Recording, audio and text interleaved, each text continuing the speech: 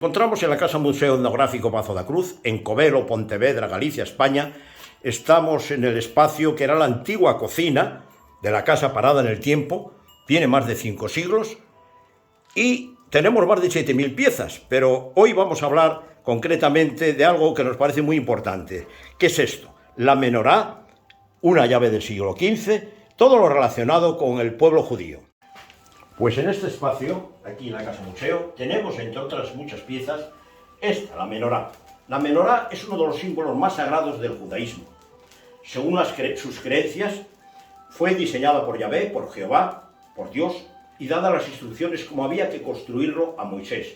Y debía ser de oro purísimo, y así era la menorá que alumbraba el tabernáculo.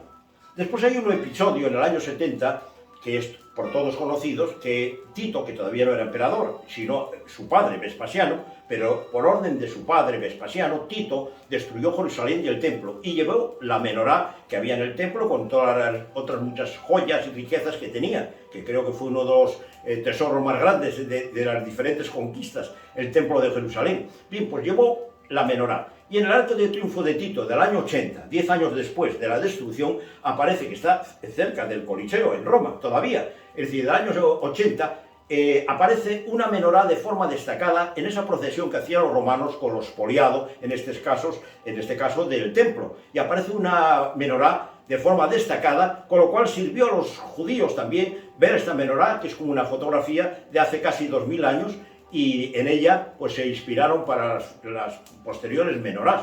Y esta es la menorá, el candelabro de las 7 brazos, que como digo, uno de los símbolos sagrados más importantes del judaísmo, aparece en su escudo de armas, no en su bandera, que aparece la estrella de David, pero sí en su escudo de armas aparece la menorá. Bien, todo esto relacionado con el pueblo judío. Pero aquí tenemos también otra pieza que nos parece muy importante, que es una llave del siglo XV. ¿Qué sucedió en la península en el siglo XV? Que fueron expulsados, bueno, el descubrimiento de América, pero también fueron expulsados los judíos de la península, que ellos llamaban sefarad, con lo cual son sefarditas.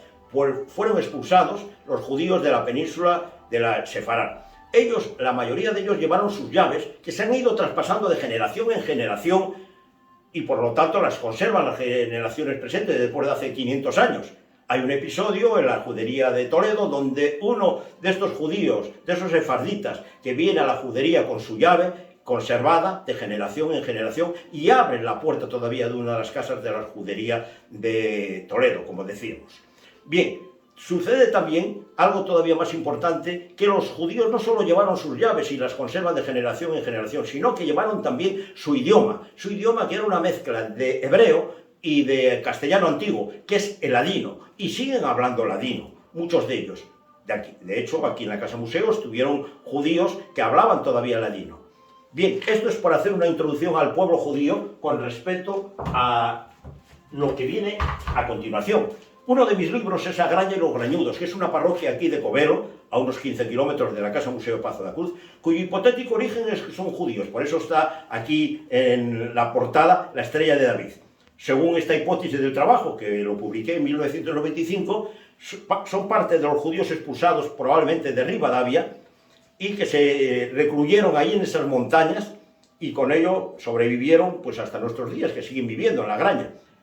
Parece ser que probablemente, como decimos, proceden de la judería que había en Rivadavia. Posteriormente a esta publicación en 1995 apareció un documento en el Archivo Histórico de Tui de 1753, es un documento donde corrobora esta hipótesis, es decir, dice textualmente este documento, dice: es tradición que los habitantes de Agraña proceden de los judíos expulsados por doña Isabel y don Fernando. Esto da consistencia a esta hipótesis del origen judeoconverso de los grañudos. Hoy día tenemos allí en la Casa Museo en la Agraña, tenemos la Casa Museo Leonides, que es una de las viviendas más antiguas que se conserva en toda esta provincia, donde personas y animales vivían todavía en la misma planta, con una ira de malla al centeno y un canastro. Bien, esto es por hacer una introducción un poco al pueblo judío que hacemos en las visitas a la Casa Museo con todos aquellos visitantes. Siempre les hablamos de esto, de un poco de esta historia resumida del pueblo judío en la península. Desde la Casa Museo Etnográfico Pazo da Cruz, Maximino Fernández Enciño, y hoy tenemos aquí al ilustrísimo maestro cantero, artista, Armando Martínez, que nos acompaña. Gracias por seguirnos.